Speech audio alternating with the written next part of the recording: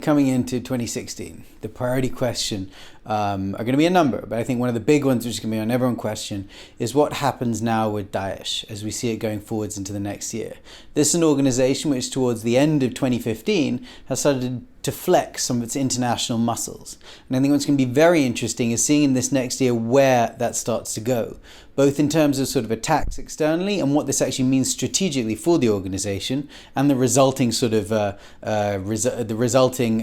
impact of all the powers that it starts to hit, starting to decide to do something against the organization. But then at the same time, I think it also starts to raise the question of where else it might start to appear. And I think next year, looking at some of the parts of the world like Southeast Asia, like Central Asia, where we've seen the group start to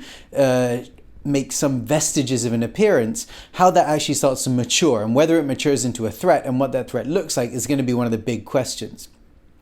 I think on the other side of the equation, the other big question which we're going to be looking at a lot in the next year is some questions around China and China's going out. And in particular, looking at what China's Belt and Road strategy actually means for this great power going forwards. And in particular, what it means for its security policies around the world. We've seen in the past year that it's started to make increasing steps, showing that it's moving beyond its kind of its policy of non-interference internationally. But I think the question is going to be, what does that actually mean in practice, and what does it mean when we increasingly see Chinese interests being threatened around the world and increasing assertive Chinese foreign policy and how they decide to actually implement this globally. So I think those are going to be the two big trends which we'll be looking at for the next year.